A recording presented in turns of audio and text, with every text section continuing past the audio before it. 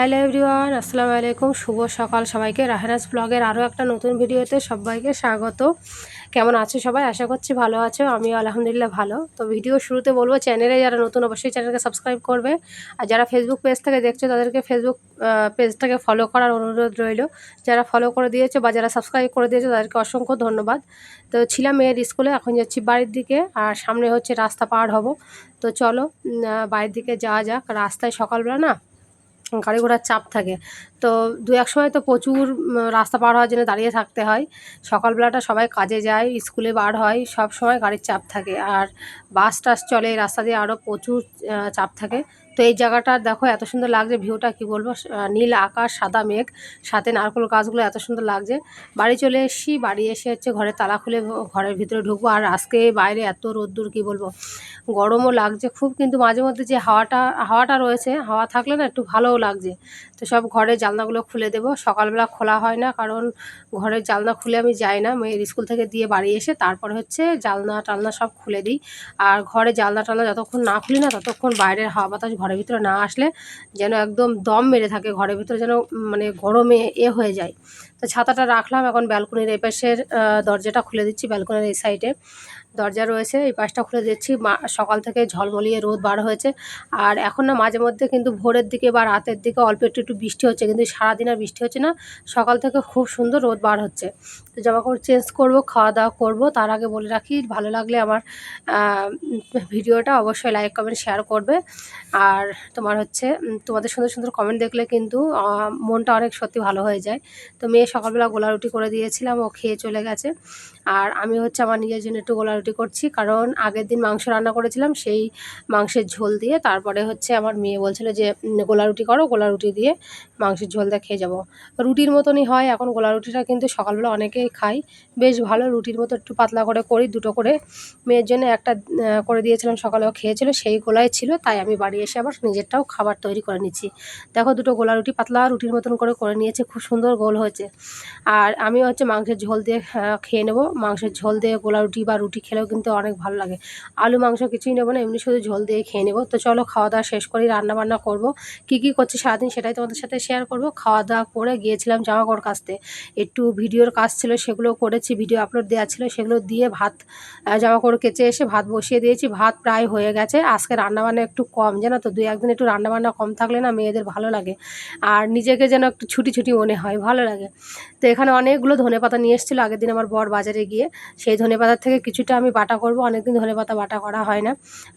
মানে এই দরজাটা এত হাওয়া হচ্ছে, দেখছি যে বারবার এসে বাড়ি খাচ্ছে, তাই ওর আবার কাঠ টাট দিয়ে নিয়ে রেখে আসলাম। বাইরে দেখতে পাচ্ছ খুব সুন্দর হাওয়া। ওপরে আমরা যেহেতু ওপরে থাকি, তো ওপরে হচ্ছে তোমার কি বলে, এত সুন্দর হাওয়া পাওয়া যায় কি বলবো, চারিদিকে দরজা জানলা। তো এই যে হচ্ছে জামাকাপড়গুলো বাইরে তো কেচে মেলে দিয়ে রেখেছি, সেই প্রথমেই খেয়ে এসে জামাকাপড় মেলে দিয়েছিলাম। আর এখানে আমি এখন ধনেপাতা বাটা করব, তোমাদের বললাম প্রথমেই। তা কড়াই দিয়ে দিয়েছি, ভাত তো হয়ে গেছে, কড়াইতে একটু তেল দিয়ে কালো জিরে ফোড়ন দিচ্ছি, দিয়ে ওইদিকে ধনেপাতা বেটে রেখেছিলাম, আর সাথে রেখেছিলাম অল্প একটু জিরে আর সর্ষে। কেউ চাইলে দিতেও পারো, নাও দিতে পারো, একটা টকের জন্য একটু টমেটো দিলাম। আর এখন ওই নুন আর হলুদ দিয়ে আমি করে নেবো। আর দিয়েছিলাম একটু রসুন বাটা, আর হচ্ছে তোমার কি বলে, মানে রসুন বাটা দিয়েছি আর ঝাল বেটে দিয়েছি, এই তো এতটুকুই, আর কিছু না। একটু নুন হলুদ দিয়ে ভেজে নেবো যতক্ষণ পর্যন্ত কড়ার গা থেকে মানে ছেড়ে না আসবে, সুন্দর করে ভেজে নেব। আর এটা কিন্তু গরম ভাতে খেতে অনেক ভাল লাগে, যারা খায়, যারা খাও তারা অবশ্যই জানো। ধনেপাতা বাটা আমার কাছে অনেক ভালো লাগে। তো আমি আগে তেঁতুল দিয়ে করতাম, তেঁতুলের থেকেও আমার কাছে টমেটোটা দিয়ে করার বেশি ভালো লাগে। তো এই যে হয়ে গেছে আমার রান্নাবান্না, বললাম না আজকে অল্পই। তারপরে ঘর মুছেছি, ঘর মুছে তারপরে তোমার হচ্ছে গোসল করতে গিয়েছিলাম। তোমাদের ভাইয়া এর ভিতরে এই যে স্যালাড তৈরি করে রেখেছে। আর তোমার হচ্ছে এই মেয়ের জন্য আলাদা করে রেখে দিচ্ছে, কারণ মেয়ে বাড়ি এসে মাংসের ঝোল মুড়ি টুড়ি দিয়ে খাবে বলে ওর জন্য আলাদা করে মানে শসা পেঁয়াজ টিয়াজ টমেটো টমেটো রেখে দিল। আর একটু বিট ভাজা ছিল। আর এই যে মাংস রয়েছে, খাওয়ার সময় গরম করে নেব। তো চলো, এখন হচ্ছে আমি গোসল করে এসেছি। এসে তোমাদের ভাইয়া বলছি, যখন তোমার কাজ হয়ে গেছে তুমি তাহলে গোসলটা করে আসো। আর আমি এখন ফোনে চার্জ দেবো, ফোনে না চার্জ নেই, চার্জ একটু কম রয়েছে। রান্নাবান্না করে আগে আগে গোসল করে নিয়েছি। তোমাদের ভাইয়া হচ্ছে এখন গোসল করছে, আসলে খাবো। রান্নাবান্না আজকে একটু কমই ছিল, তো দু একদিন কিন্তু রান্নাবান্না একটু কম থাকলেও ভালো লাগে। আমি গোসল করে নামাজ পড়ে উঠে বসলাম, বাইরে এত সুন্দর হাওয়া হচ্ছে কি বলবো, ব্যালকনিতে বসে রয়েছি। তো সকাল সকাল গোসল করে নিয়েছি, আর হচ্ছে এখন সকাল সকাল বলতে 2টো বাজে, 2:04 হয়েছে এখন। তো বসে রয়েছে, এখন আসলেই খাওয়া দাওয়া হবে। তো এখন চলে এসেছি রান্নাঘরে আবার, মাংসটা মানে গরম করে নেব। আর ওইদিকে আমার বড় হচ্ছে গোসল করে বাইরে বার হয়ে গেছে, একে একে ভাত টাত বেড়ে নিয়ে চলে এসেছি খাওয়ার জায়গায়। তো অল্প একটু করে গরম ভাতে নিয়েছিলাম হচ্ছে বিট ভাজি, আর তোমার হচ্ছে ধনেপাতা বাটা। ধনেপাতা বাটা কারা কারা খাও একটু কমেন্টে জানাবা।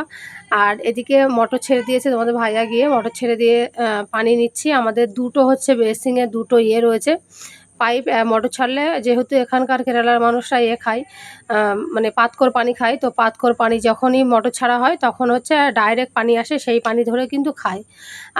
এটা হচ্ছে অনেকে পাতকর থেকে পানি তুলেও করে, অনেকে হচ্ছে মোটর ছেড়ে দিয়েও করে।